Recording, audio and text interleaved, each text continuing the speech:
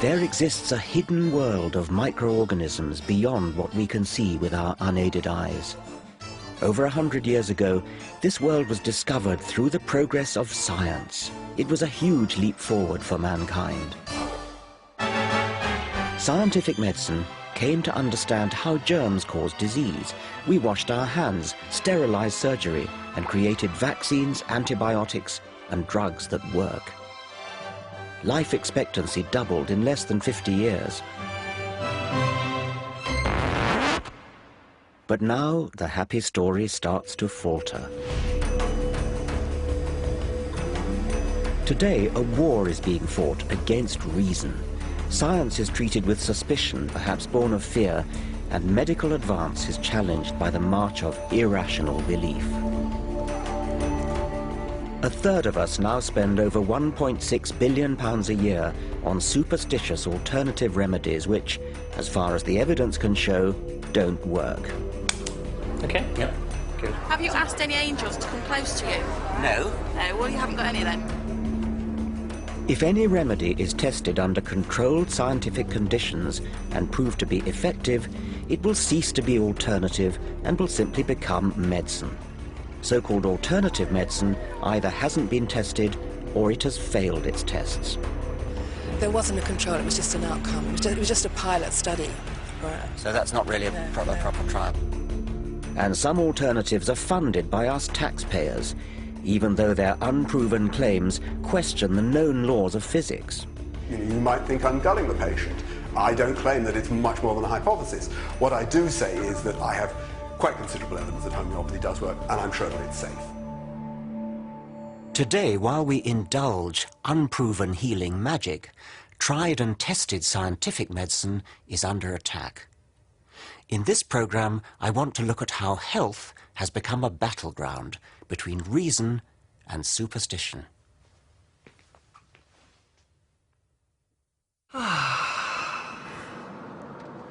You come here to move through time and through space. Allow the eyes to gently close. Smile your very best smile.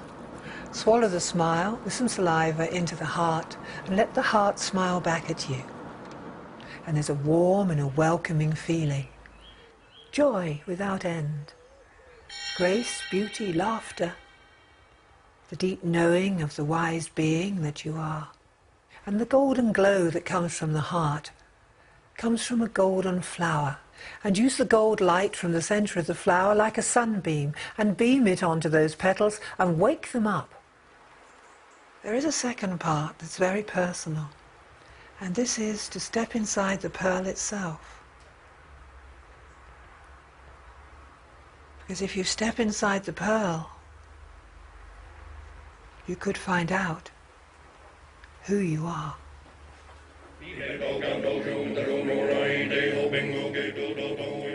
Elisis Livingston is a professional faith healer. She runs the Shambhala retreat in Glastonbury. For £140 a day, she treats patients, including those with terminal cancer, with a mix of meditation, spiritual healing, and the playing of recorded chants.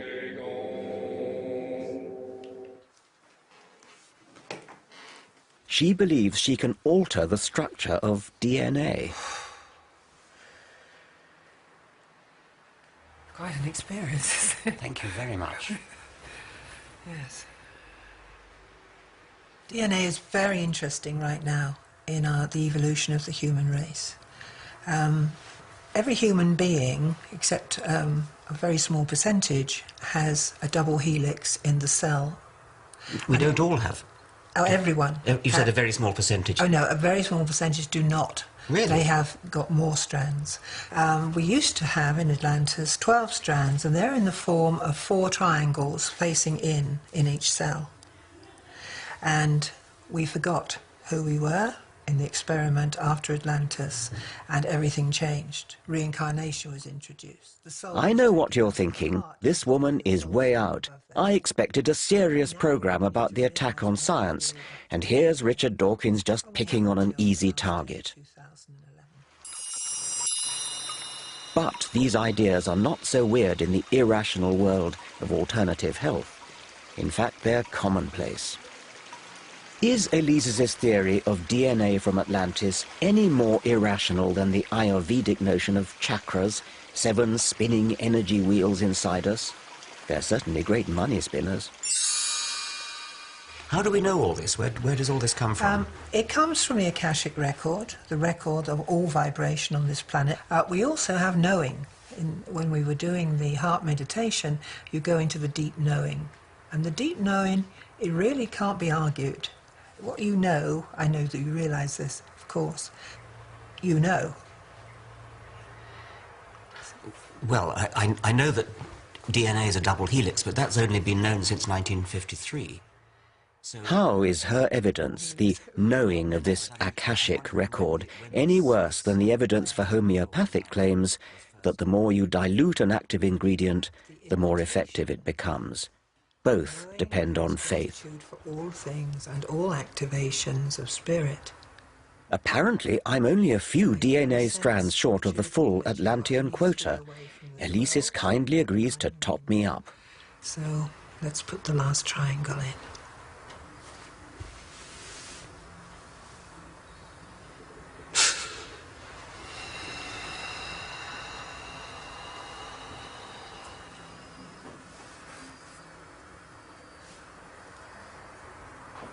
And it's done. Let me know in 6 months how you're feeling. I'll wait and see if I get any yes, any buzzes. Any effects. Yes.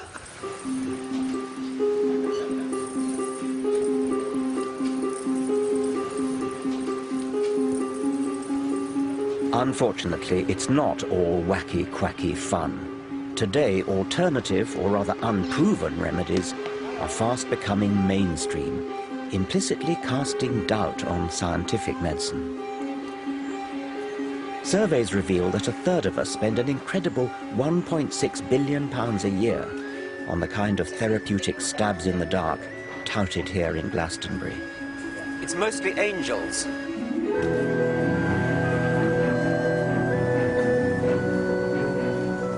I want to find out why such superstitious nonsense is mounting a growing challenge to scientific medicine.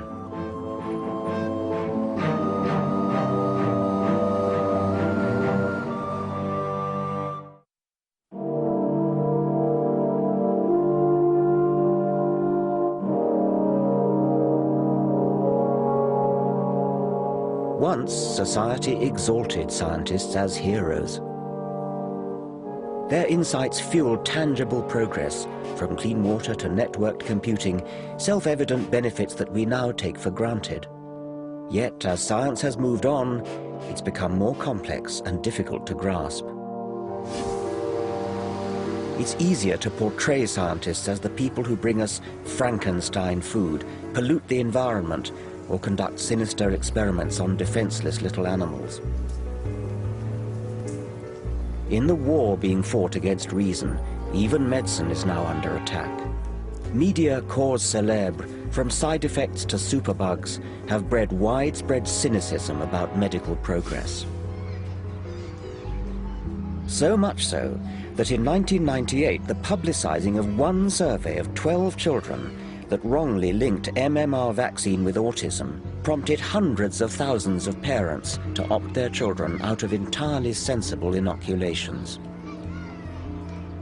A hyped-up insinuation that the government and the medical establishment were conspiring to sacrifice our next generation to autism has left up to 1/5 of our children entirely unprotected against rubella, mumps, and measles, a disease with complications such as brain injury and deafness. This is what measles looks like, a potentially fatal illness now in... The number of parents inoculating their children with MMR quickly fell. There have now been epidemics in Kent and Yorkshire, and a first death from measles in 14 years. Now everybody's more confused, it muddies the water, it's frightening. See the boy on the telly and that.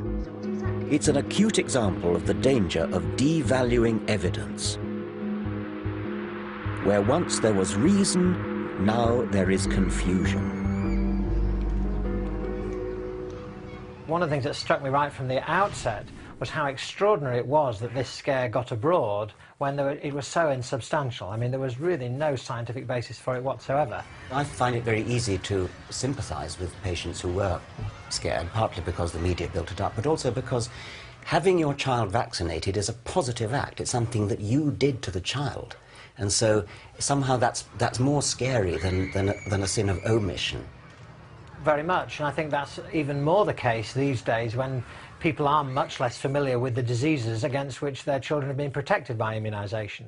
You know, it's a generation or two since people had much experience of measles and mumps and rubella on any significant scale. And so when somebody comes along and says, well, you know, this immunisation may cause some other problem, then they're more likely to be susceptible to that. Why do you think that sort of thing happens in our society today? I think that there's a climate of anxiety, but particularly focused on issues of health. Generally, people feel, I think, more isolated, more atomised, more individuated perhaps than they did before, and these anxieties and concerns often focus on their health.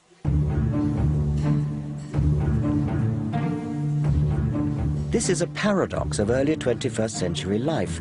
We now have the luxury of irrational anxiety about our health and can dabble in faddish, unscientific remedies precisely because scientific medicine allows us to live longer and more healthily.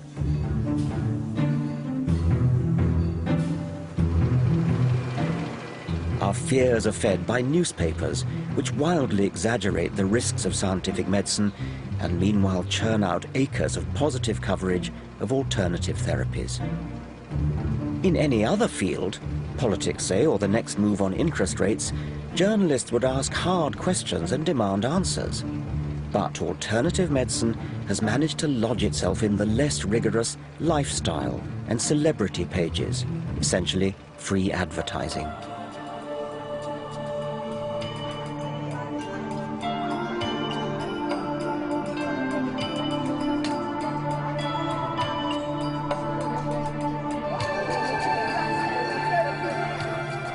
It's little wonder that alternative health fairs like this are flourishing across the country. What's your line? What do you do here? Magnetic therapy. What is psychic energy? What are these wands used for?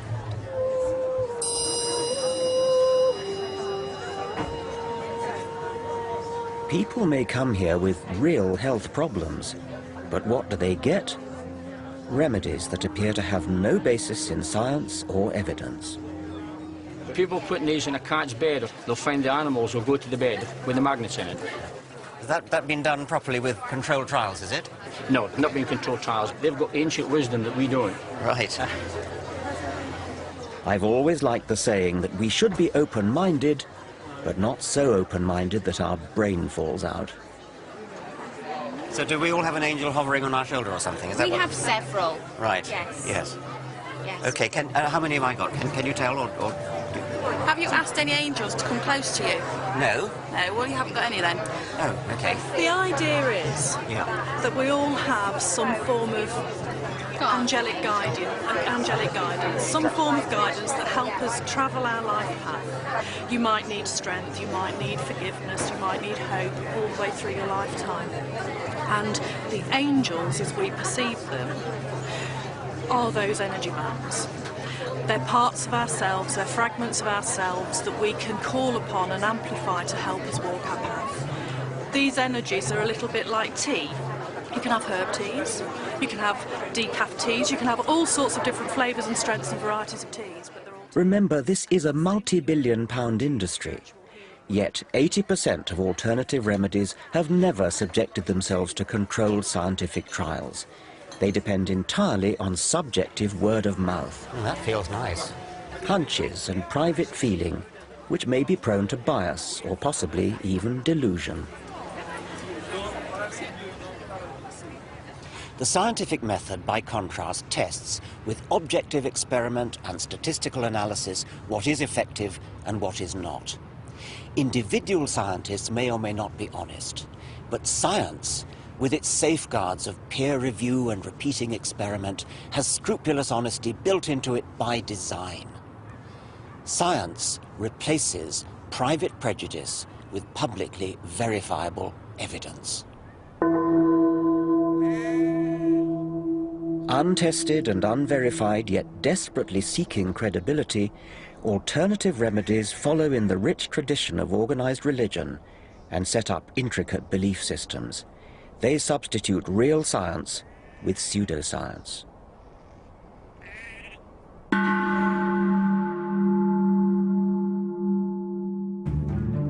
Face up or face down? You face up and you sit here. Now just guide your head so you don't bump. This matters because in the process they deny fact and misuse science. But isn't that pointing up? I just had to go there to check. In flaunting words like energy, vibration, vortex, they exploit and also distort some of science's great discoveries.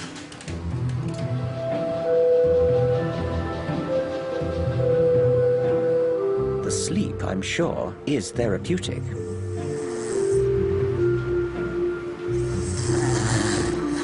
But how could these illuminated crystals be energizing my chakras as advertised?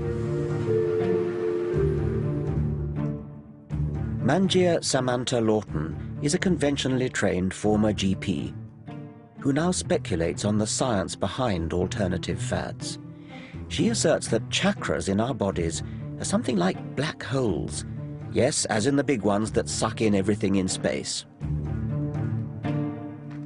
We used to think of black holes as the great guzzlers of the universe, that they actually started to suck in everything around it.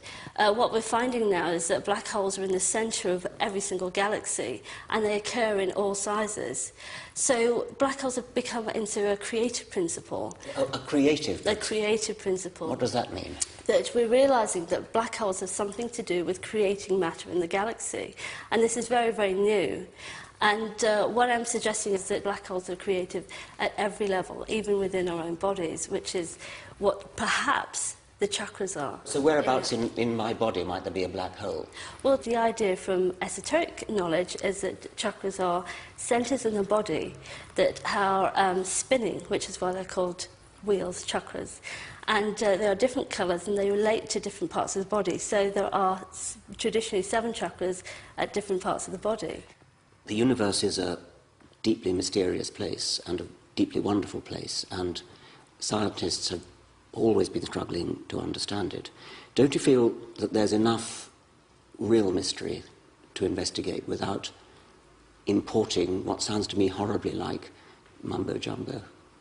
Yes, I can understand that you think it's mumbo-jumbo, but there's plenty of people who are now getting interested in these topics. They are part of our universe, okay? Well, they're certainly part of the they universe. They are part of the universe whether what they do has any value, I mean... that's up to you. Well, it's not really up to me. It's up to science, and it's up to evidence. It's up to science. What worries me is the beguiling misuse of scientific language to prop up entirely unscientific belief systems. In the Middle Ages, healers would conjure up evil spirits or magical spells. Now, in the 21st century, it seems they turn to black holes and, above all, quantum physics.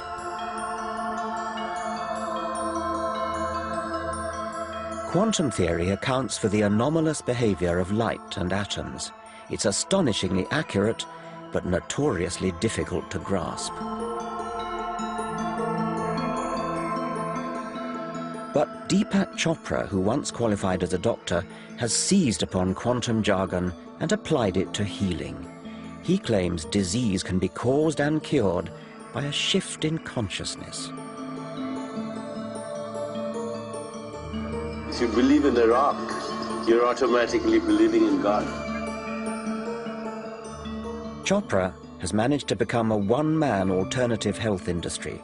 He's worth up to $75,000 per lecture, and in this era of self-absorption, he claims Michael Jackson, Madonna, and Hillary Clinton as followers. If you feel genuinely attractive, you'll attract other people to you. The great American physicist Richard Feynman once said, "If you think you understand quantum theory, you don't understand quantum theory." Isn't Deepak Chopra just exploiting quantum jargon as plausible-sounding hocus-pocus? Quantum healing is a theory that a shift in consciousness creates a shift in biology. That's it. We try and get into every aspect of a patient's life, their relationships, their hopes, their dreams, and then we combine it with a ritual of deep meditation, massage, and really a lot of spiritual counseling, including the fear of death. We think that many times patients feel healed even though they may die from a disease if they learn to go beyond their personal fear of death. And you can never do that unless you have a patient have a spiritual experience. Where did the quantum theory come into that? Oh, it's just a metaphor, just like an electron or a photon is an indivisible unit of information and energy. A thought is an indivisible unit of consciousness. Oh, so it's a metaphor for a unit. It's nothing to do with quantum theory as in physics. No, I think quantum theory has a lot of things to say about observer effect. There are a school of physicists who believe that quantum leaps, for example, are examples of discontinuity. And creativity in consciousness is also an example of discontinuity. And that healing may be a biological phenomenon that relies on biological creativity, that at very fundamental levels it may be a discontinuous phenomenon. It's something unpredictable that happens in the proliferation of uncertainty. So it sounds like a sort of poetic use of the word discontinuity. It's actually confusion, isn't it, to bring in quantum theory other than as a metaphor. But it sounds as though you're both doing it as a metaphor and a little tinge of something like what physicists are talking about as well. Well, I think there's controversy. The aficionados in the world of quantum physics have somehow hijacked the word for their own use. Oh, okay. So they've hijacked your word I quantum. think what happens is that there are fundamentalists in science. That is absolutely wrong. Science's quest is to try to sort out, to tease out those bits that we don't understand. Science has become so arrogant in its premise that it has all the answers in a mechanistic approach that it has, whilst it has gotten rid of lots of things like polio and malaria and tuberculosis in many parts of the world, we are now seeing the emergence of modern epidemics that are a result of some of the things that have come about through science. Chopra at least wears his disdain for Western science openly. The rest of us are prone to politely blurring the vital distinction between science and mumbo-jumbo. If you want to pay for unproven potions and use them in the privacy of your own home, all well and good. But such is the power of the alternative medical lobby that one seemingly bizarre remedy has become embedded in our National Health Service. Now I want to find out why we're all paying tax to fund other people's gullibility. I agree there is a plausibility problem, and I pinch myself from time to time. I quite regularly pinch myself. Is this really happening?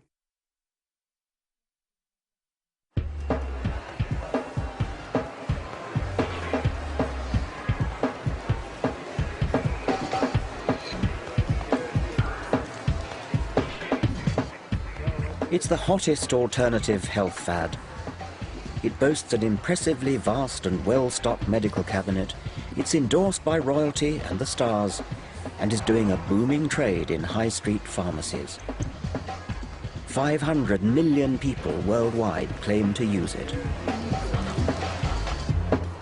What is it? It's a system for dosing up on a dilute solution of water. Welcome to the bizarre world of homeopathy. Homeopathy was dreamed up in the late 18th century as a way of boosting the body's vital spirit. One of the central tenets handed down by its founder, Samuel Hahnemann, was that like cures like. Superficially, this might sound faintly plausible, but unlike a vaccine that introduces a diminished form of a virus into the body in order to provoke its immune system, like cures like makes the unfounded assumption that what causes similar symptoms can cure those symptoms. In Hahnemann's world, dilute poison ivy cures skin rash because, undiluted, it causes a rash if touched. By the same principle, red onion can alleviate streaming eyes and snake venom stiffness. But amazingly, homeopathy gets even stranger still. Homeopaths claim that the more you dilute an active ingredient in water, the stronger medicine it becomes. Most homeopathic remedies are marked 30C. What does that mean? It means 1 part medicine to 100 to the power of 30 parts water. How much? A drop in a fish tank? No? A fish tank is nowhere near big enough.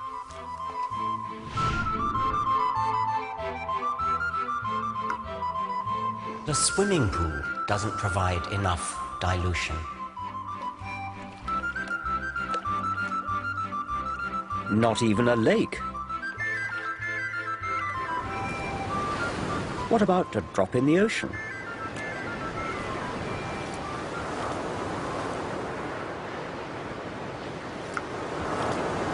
But it turns out that even the sea isn't big enough. For the really approved homeopathic recipes, in order to get 1 molecule of the active substance, you need to imbibe all the atoms in the solar system. To science, just doesn't make sense. Even homeopaths acknowledge that there is not a single molecule of active ingredient in the bottle they sell you. It's just water. So how can it possibly work? In an attempt to resolve the paradox, homeopathy boldly paddles further up the creek of pseudoscience, claiming that water somehow has a memory of the now completely absent active ingredient. But wouldn't water also have memory of other, more common impurities it's come into contact with? Salt, urine. Scientists have calculated that in each glass of water we drink, at least 1 molecule has passed through the bladder of Oliver Cromwell.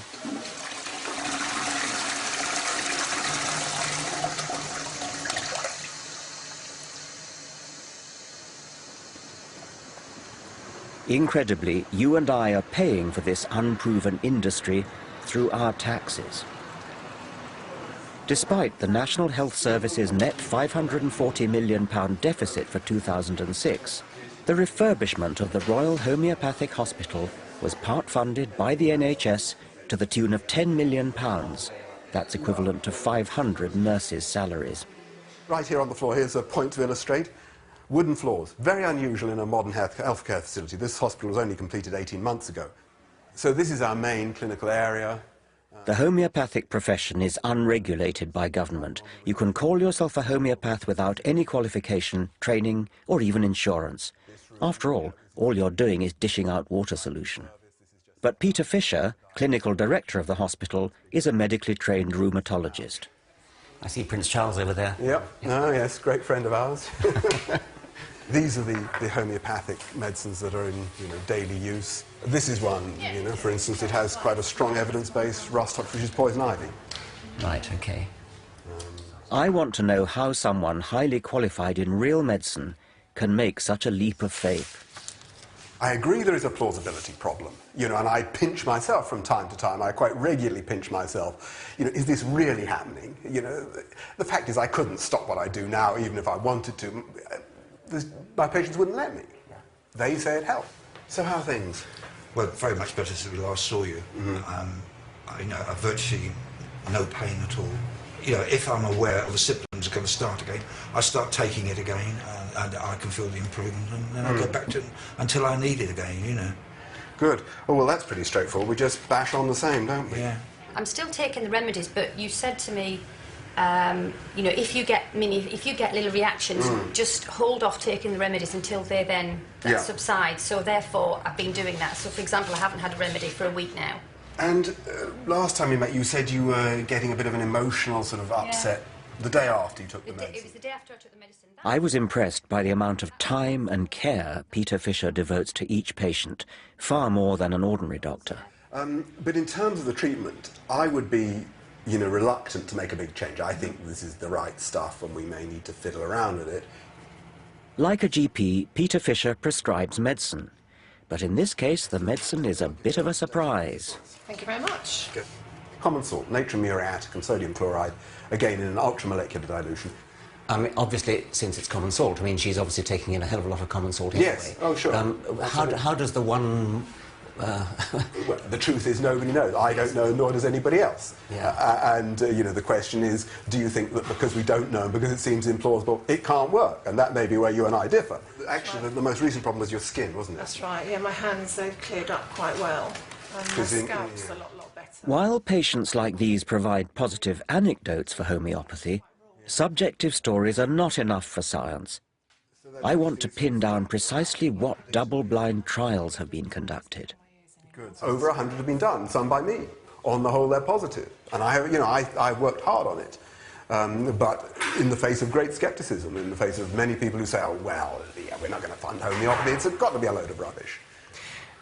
Why do you think they say that if there really are controlled trials which show... Well, I think you're much better placed to comment on because you're the sort of person who says that. Well, because I have read studies which are sort of meta-analyses and things which suggest that, yes, occasionally there's a slight suggestion of something, maybe a slight suggestion there, but if you take all the studies that have been done, it doesn't add up in the way that... Oh, I don't agree with that at all. Now, if a double-blind controlled trial really does show that it works, then that suggests we're dealing with an entirely new force of physics, something unknown to science. Well, I think there's a slight exaggeration. I mean, there are various hypotheses. Remarkably, nobody knows what the structure of liquid water is. So there is room, you know, for a phenomenon analogous to, I'm not saying the same, but analogous to the storage of information by a magnetic medium, by a floppy disk or a videotape. Yes. If I were a doctor doing what you do and was convinced that it really worked, I would drop everything and really, really try to demonstrate it and win the Nobel Prize for Physics. I mean, it would be an astonishing, totally astonishing finding. That's, to be honest, one of the main reasons I got into it. Plain ambition got me into it in the first place. But I agree, it would be nice to see, you know, a really serious program of research done on it. Well, you're saying it has been done, and... Well, no, I'm saying that quite a lot of research has been done. I don't claim it's conclusive. Well, why not? I mean, it sounds as though... Well, because it's very diffuse. And of course, it does depend what question you're asking. You know, are you saying, does it benefit people? Do people feel better? And I think actually there's no doubt about that, that people who go to homeopathic hospitals, have homeopathic treatment, do feel better. But of course, you will say that's all because you're nice to them. This is all rather contradictory, so let's be clear about the latest evidence. In 2005, the medical journal The Lancet surveyed all the meta-analyses, the analyses of the analyses, and failed to find any reliable effect of homeopathy. Tellingly, for me, in the bigger trials, less prone to chance anomalies, homeopathy was more likely to show zero demonstrable effect.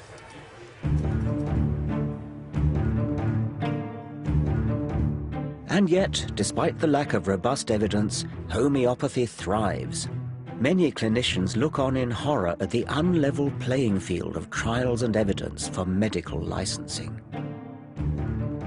In 2004, American trials seemed to show that the drug Herceptin could halve the death rate for a particularly virulent form of breast cancer. This was a major breakthrough.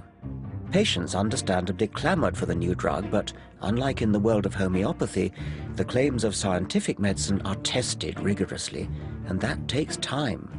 Accordingly, the license was delayed. We went through a period of a year or two when Herceptin, quite rightly in my opinion, was held up for the treatment of breast cancer until all the evidence was there. So we had extremely rigid cost-effectiveness analysis before we could use Herceptin. And, okay, there was a short passage of time when it seemed unfair. But you compare that when actually lives are lost, because we're talking about life-threatening disease with drugs which actually save lives, to the way that ineffective, irrational remedies are just being nodded through. I mean, it makes you weep. The pharmaceutical industry takes a lot of knocks, and yes, drugs are very expensive. But the reason they're so expensive is there may be 20 years of R&D to get to an effective product. Every step of the way is checked and double-checked.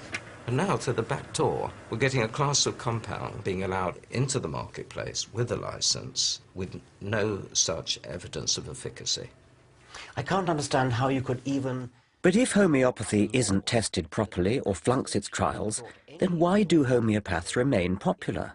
substances. A lot of them owe their success not to the homeopathy, but to the fact they are decent people. They have time, they're compassionate, they look the patient in the eye, they talk to someone for an hour. These are nice people. I would like to recruit these really nice people to practice proper medicine. And then, in the end, what we've got are proper doctors, empathetic doctors, who will, in addition to the placebo effect of being that kind of physician, they can also add in truly effective drugs. Clinical trials show that homeopathy simply cannot match up with safe chemical drugs. Yet in the realm of petty ailments like sore eyes or itchy scalp, homeopathy is probably innocent enough. Because it's really all about attentive doctors spending time listening to the patient. That one is still, the right one is still a tiny bit puffy, isn't it? Or is it? Well, it's always like that. Then giving them something that makes them feel better, precisely because it's supposed to make them feel better. I think it's all down to the placebo effect. I want to find out if that's the key to alternative medicine's grip on public confidence. I would disagree with you that I think something is being done. And why are we so good at placebo and the orthodox medicine is not? Oh, well, they're pretty good at it too.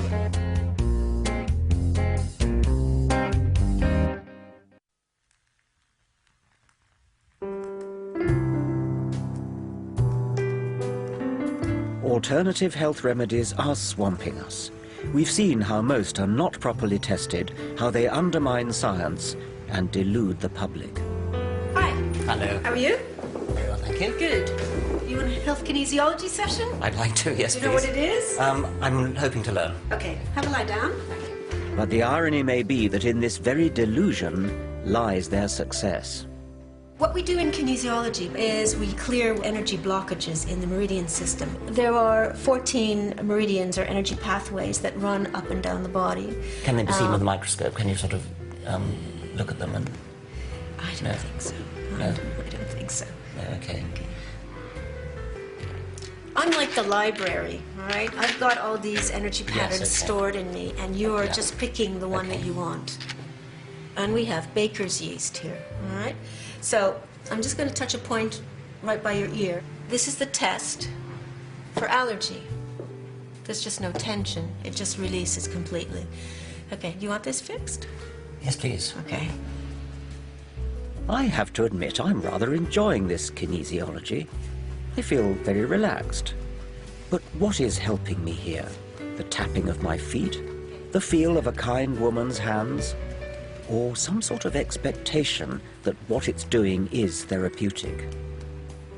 What I'm talking about is the placebo effect, treatment through the power of suggestion.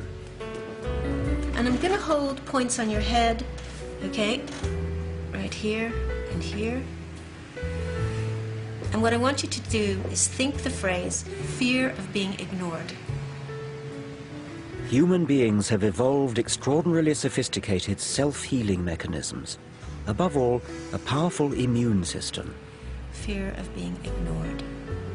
Could it be that interaction with any kind of healer acts to focus our self-healing abilities? Some evolutionary psychologists believe this may be the entirely rational explanation behind irrational remedies. Fear of being ignored. It works because most of medicine, in fact, is a case of self-cure. When the pain goes down after taking placebo medicine, or under the influence of acupuncture, for example, it's our own minds which have reduced the pain. But surely what you're saying is that we get better anyway. Why then would alternative medicine be better? Surely an ordinary doctor might do that. Real medicine does the same, but I think we shouldn't underestimate the powers, and sometimes the superior powers, of people who go under funny names or have funny authorities written up on the wall and so on, because some people respond to that information much more than they would to the conventional information in a doctor's surgery. Nevertheless, I have a sort of hankering after what's actually true. How far do you think so-called alternative practitioners believe the mumbo-jumbo that they say is the theory behind their potions, and how far do they know that it's a placebo? Are they deceiving or are they self-deceiving? I think in many cases they're self-deceiving. Well, it's not even self-deceiving. They have seen in their own experience that these treatments work, so they believe in them. They have then to invent a rationale, some spiritual or magical explanation of what they're doing. You know, supposing you were a miracle worker in the 2,000 or 3,000 years ago, supposing you were Jesus and seeing that, you know, lame men got up and walked when you told them to, you'd be rather impressed with yourself, wouldn't you? Yes. But I'm sure it was a placebo effect. Yes, right. Yes. I still believe scientific medicine offers more effective and more honest treatment. But I accept Nick Humphrey's point that alternative medicine is peculiarly well positioned to dish out placebos.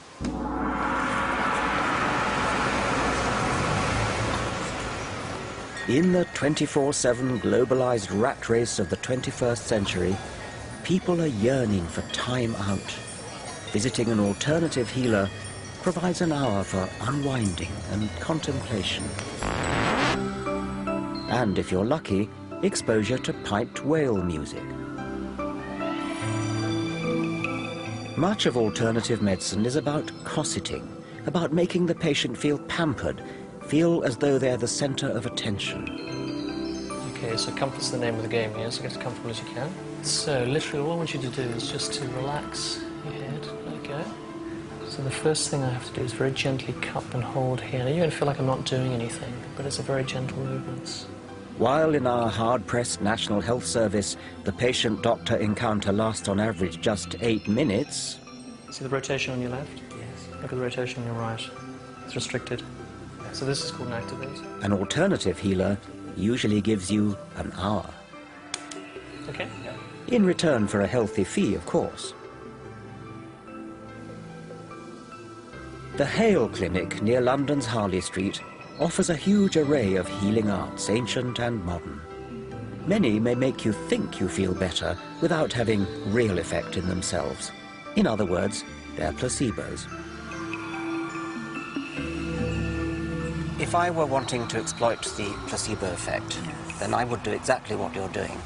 I would have a large number of different things which look impressive, sound good, use long words, talk about quantum theory, lights flashing, and the whole point is to impress the patient. The whole point is to make the patient feel that something is being done. But something is being done. I mean, I would disagree with you. That I think something is being done. And why are we so good at placebo and the orthodox medicine is not? Well, they're pretty good at it too. And I mean, I find when I go to my doctor and he just talks to me, I seem to be miraculously cured as a well, that's very, very important. It is very but important. But maybe he's giving you some healing energy, you don't know. Well, he wouldn't call it that. Yes, I know he wouldn't call it that, but yes. it could be. It's very, very important to talk, to find out, to take a proper case history. But I don't think it's the only reason. I think complementary medicine has effect over and above that, in my opinion. Yes. Do you ever do clinical trials on your methods, or do people come in and do them for you? We've done one study at Hammersmith Hospital on stroke patients that was funded quite a few years ago. And what treatment were you giving them? We were giving an Ayurvedic treatment called Mama Massage, and it was only a pilot study, and it showed an improvement in a certain number of patients. So what was the control in that case? There wasn't a control, it was just an outcome. It was just a pilot study. Right. So that's not really a proper trial. Do you think there's a bit of a double standard? Doctors have to spend 6 years qualifying and so on. Isn't it just a bit too easy to set yourself up in practice without qualifications and without... Which ones were you thinking? Well, what about the Ayurvedic one, for example? Well, there's a 4-year degree course here. What do they learn? What do they learn? They learn the principles of Ayurveda. They will learn anatomy and physiology. I mean, it's one of the oldest systems of medicine in the world, Ayurveda. It's old, yes. Doesn't make it good, though, does it? No, but it shows it has a lot of experience. The idea that ancient equals years of accumulated wisdom is a fallacy. It's a teasing irony that the moneyed classes in the rich West are indulging superseded Hindu healing magic when, back in India, people are voting with their feet and opting for modern vaccines and antibiotics. Resuscitating Ayurveda today is rather like bringing back bleeding with leeches.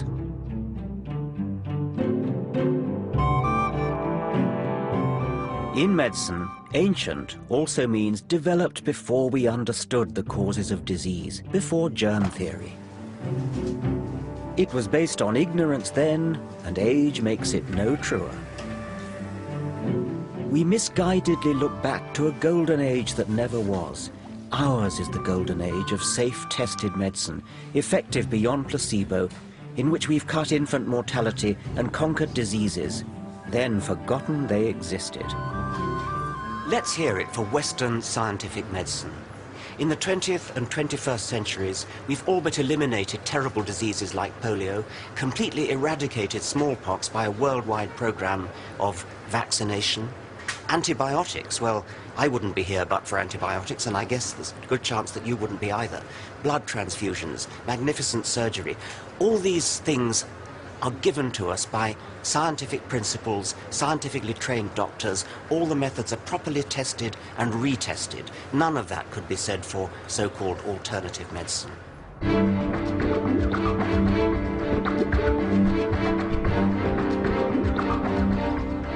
The indulgence of superstitious alternative remedies implicitly casts doubt on scientific advance and undermines confidence in real medical progress.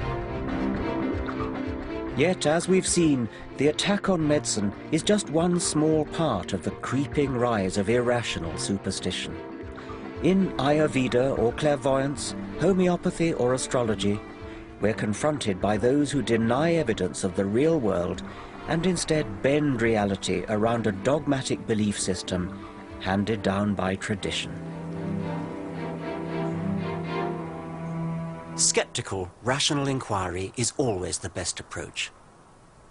We don't have to follow the herd and buy into trendy, untested health fads. We don't have to be swayed this way and that by media-driven health scares. Instead, we can think independently and be truly open-minded. That means asking questions, being open to real corroborated evidence. Reason has liberated us from superstition and given us centuries of progress. We abandon it at our peril.